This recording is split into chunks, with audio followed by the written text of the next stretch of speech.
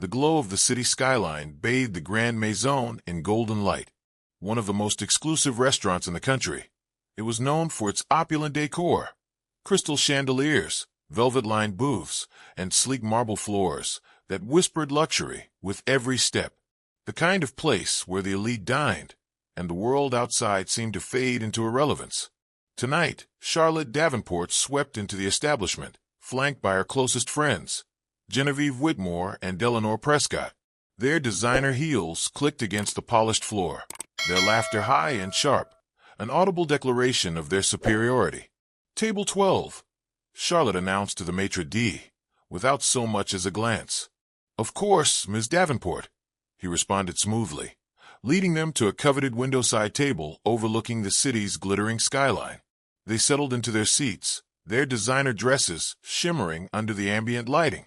Charlotte leaned back, her fingers trailing over the menu with the precision of a woman accustomed to getting exactly what she wanted. "This place has a reputation," she mused.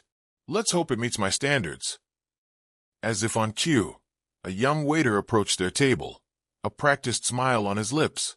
His uniform was impeccable, his posture respectful, yet there was a certain nervousness in his eyes. "Good evening, ladies. May I start you off with some wine?" His voice was polite, yet Charlotte barely acknowledged him. With a flick of her manicured fingers, she gestured at the menu. "Yes, but don't take all night about it. We have more important things to do than wait for someone to uncork a bottle." The waiter, Julian Carter, remained composed, nodding courteously. "Of course, ma'am. I'll be right back." As he turned to retrieve the bottle, Genevieve smirked. "Do they even train their staff here? He looked like he didn't belong." Eleanor chuckled. "Maybe they just let anyone walking off the street these days." When Julian returned, he worked swiftly, pouring the deep red wine into their glasses with a steady hand. But as he moved the bottle, a single drop escaped, landing on the pristine white linen of the table. Charlotte's gasp was loud enough to turn heads. "Are you serious?" she demanded, her voice a sharp blade slicing through the elegant atmosphere. Julian immediately reached for a napkin. "I sincerely apologize." "Apologies don't clean stains," Charlotte snapped, grabbing a napkin herself as though to shield herself from his incompetence. "I swear, do they even train you people?" Genevieve and Eleanor laughed, relishing the spectacle. "You should call the manager," Eleanor suggested. "Honestly, this level of service is unacceptable." Julian's hands clenched briefly at his sides, but he kept his expression neutral. "I'll fetch another tablecloth right away." "No," Charlotte interrupted, her smirk widening. "You've done enough. Someone else should be serving us." A hush had fallen over nearby diners, their gazes flickering toward the scene with discomfort. Julian stood frozen for a moment before nodding stiffly. "I'll inform the manager." As he turned, another voice cut through the air, steady and commanding. "That won't be necessary." The restaurant seemed to still as a tall figure approached the table. He moved with an air of quiet authority, his chef's apron tied neatly around his waist, his sharp eyes fixed on Charlotte. Nathaniel Carter, the owner of the Grand Maison, had witnessed the exchange from the open kitchen, and he had seen enough. He stopped beside Julian, placing a reassuring hand on his shoulder before turning his full attention to the three women at the table. "Is there a problem here?" he asked, his voice low but firm. Charlotte crossed her arms, attempting to maintain her air of indifference, but there was something in Nathaniel's gaze that unsettled her. "Yes, there is. Your waiter spilled wine and was utterly incompetent. A place of this caliber shouldn't have such staff." Nathaniel's expression didn't waver. He glanced at Julian, then back at Charlotte. "That staff you're referring to is my brother." Silence. Charlotte blinked, thrown off for the first time that evening. "Oh," she forced a laugh, waving a dismissive hand. "Well, that explains." Nathaniel cut her off before she could finish. "That explains nothing, except for the fact that he's one of the hardest working people in this restaurant." His tone sharpened, "And yet, you felt it appropriate to demean him over a single drop of wine." Genevieve and Eleanor shifted uncomfortably, the weight of the attention now suffocating. "I think there's been a misunderstanding," Eleanor mumbled. Nathaniel's eyes locked onto her. "Oh, there's no misunderstanding. I heard everything. The entire restaurant was watching now. The murmur of conversation stilled. Respect, Nathaniel continued, his voice clear and unwavering, is not a privilege reserved for a select few. It's the foundation of this establishment. And if you cannot extend it to my staff, then I'm afraid you don't belong here. Charlotte's face burned as she processed his words. The power dynamic had shifted, and she no longer held control over the situation. Nathaniel straightened. So tell me, Ms. Davenport, do you still believe this restaurant fails to meet your standards? Because I assure you, we hold our guests to standards as well. The weight of his words pressed down on Charlotte like a stone. The silence stretched, and for the first time in a long time, she found herself without a response. A thick silence stretched over the restaurant, tension palpable in the air. Charlotte Davenport, always the queen of the social scene, now sat frozen under the weight of Nathaniel Carter's gaze. The laughter that had once danced so easily on her lips had vanished. Her hands curled around the stem of her wine glass, a weak attempt to steady herself. Genevieve and Eleanor exchanged uneasy glances, their confidence from earlier now replaced by a growing sense of regret. Nathaniel remained firm, his posture relaxed but commanding.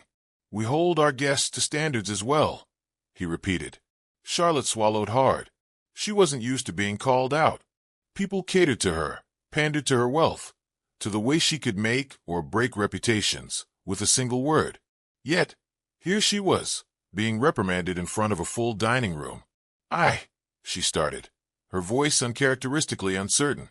Nathaniel raised a brow. Yes. She floundered, searching for a way out. I think you're misunderstanding my intent, she said finally, forcing an apologetic smile. It was just a small comment.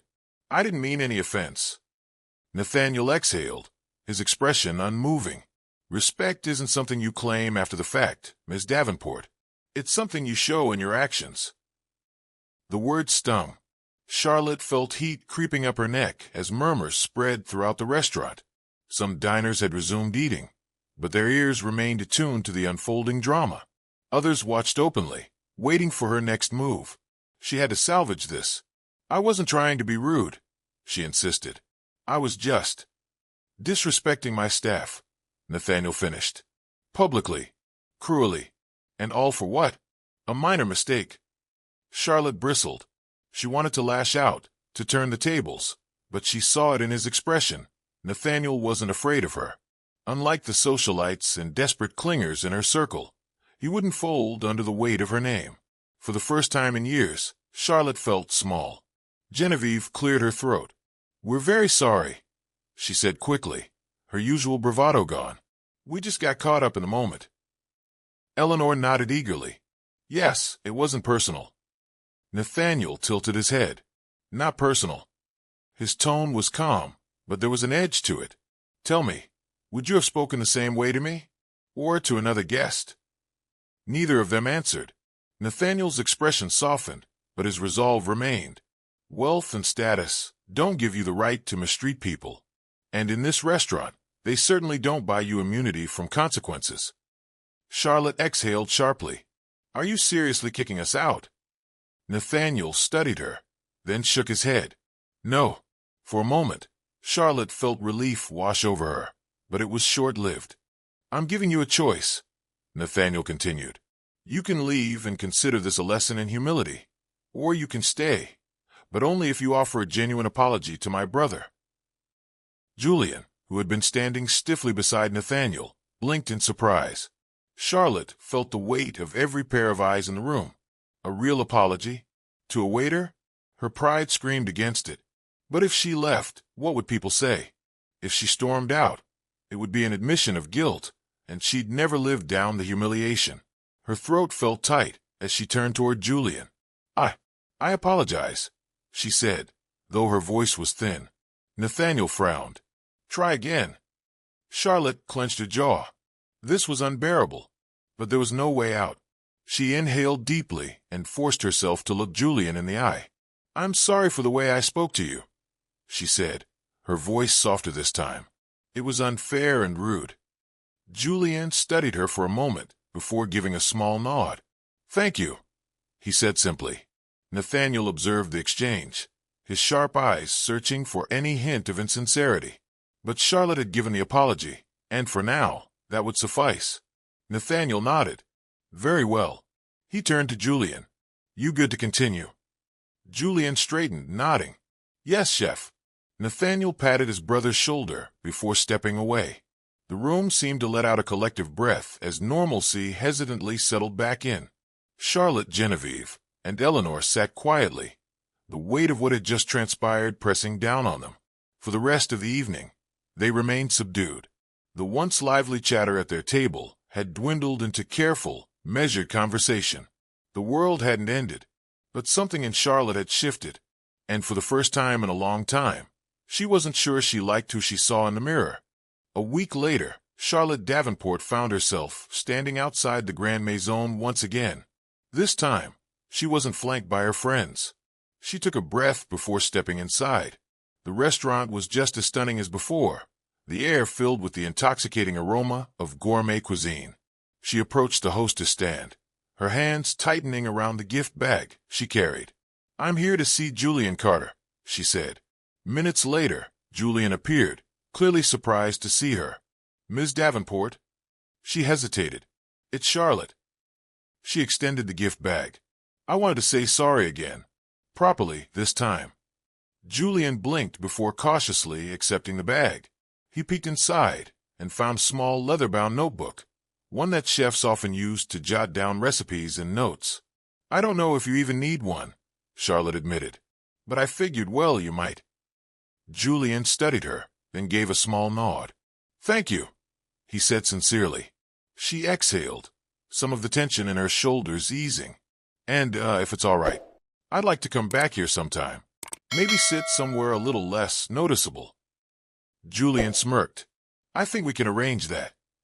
She nodded before turning to leave, but just as she reached the door, she paused. You know, she said, glancing back, I think this place does meet my standards after all. Julian chuckled. Glad to hear it. And with that, Charlotte stepped out into the night, the weight of her own arrogance finally lifting. She had come in expecting the world to bow to her. Instead, she had learned the price of respect.